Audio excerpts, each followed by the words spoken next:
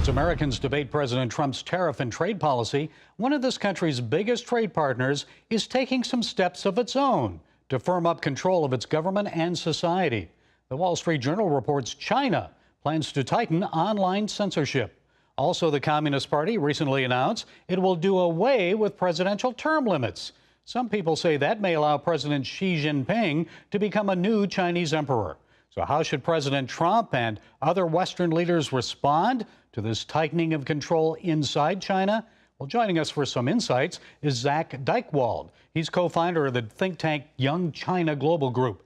He's also the author of the new book, Young China, How the Restless Generation Will Change Their Country and the World. Thank you, Zak, for being with us. So I understand you spent a good amount of years in China after college, and you witnessed many changes. So from your perspective, what should we think of these internal developments? What do they really mean? Thank you so much for having me, Gary. In terms of these internal developments, I would keep in mind that for many young Chinese people especially, modernization does not necessarily mean Westernization. Many pundits in the West, and America in particular, were surprised with these current developments and sort of shocked. A lot of what they expected China to become doesn't look like it's going to materialize now. Within China, however, there's this understanding of what's been effective for the last several decades, what's allowed China to grow at a pace and scale that's really unmatched in recent history. Well, of all the countries, China has the most internet users.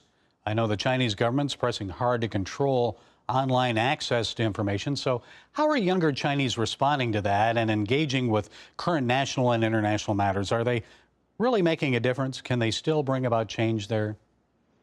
I think it's important to understand that within China right now, particularly this young generation, there's actually a tremendous amount of pride.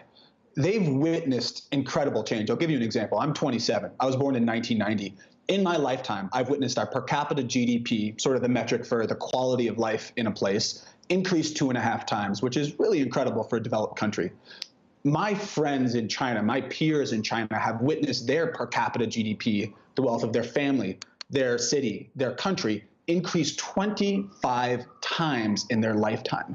So while they recognize that there are flaws with their government, undoubtedly, censorship is frustrating. This new political development is scary for a lot of people. They also recognize that their government has been extremely effective.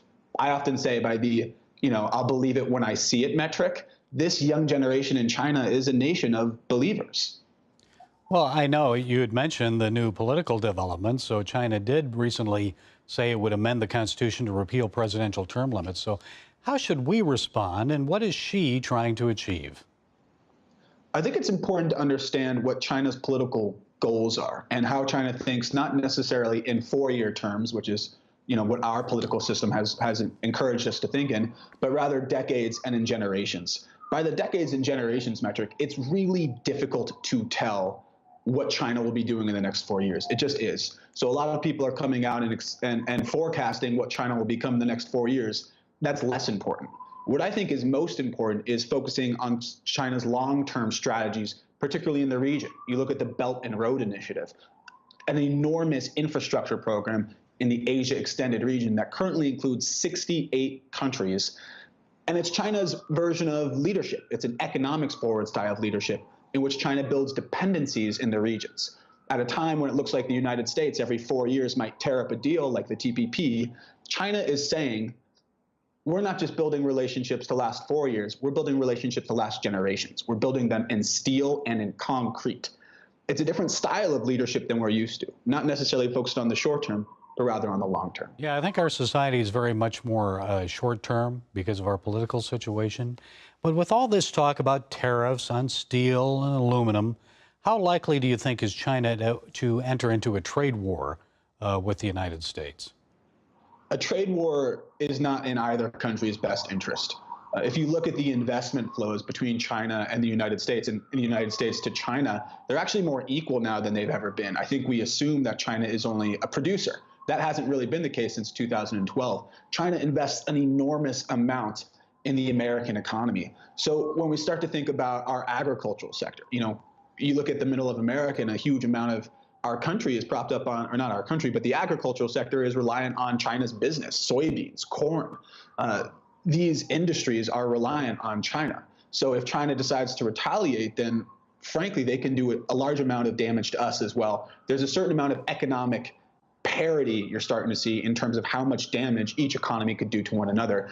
And you don't want to get in that type of fight with China. We saw it before with tariffs and then retaliation on some of our agricultural products. Now, the title of your book suggests Chinese young people could change the world. Why such a bold statement? Think about scale. So I'm an American millennial. There's a big to-do about American millennials. What do we stand for? What do we want to buy? There's 80 million millennials in the United States. There are 400 million millennials in China.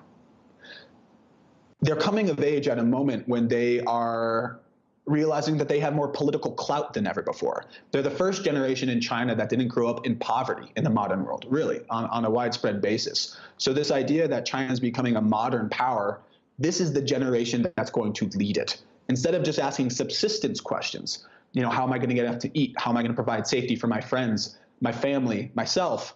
This young generation is China's first generation that gets to decide, what do I want to be? What do I stand for? What are my dreams? What do I hope for myself, my family, my country? And the answers to those questions will be leading China's powerful step, both on its economy as well as its political step for the next 30, 40, 50 years. They're immensely consequential. Okay, Zak Dychtwald, you definitely know China. You're author of the new book, Young China, How the Restless Generation Will Change Their Country and the World. We thank you for being with us.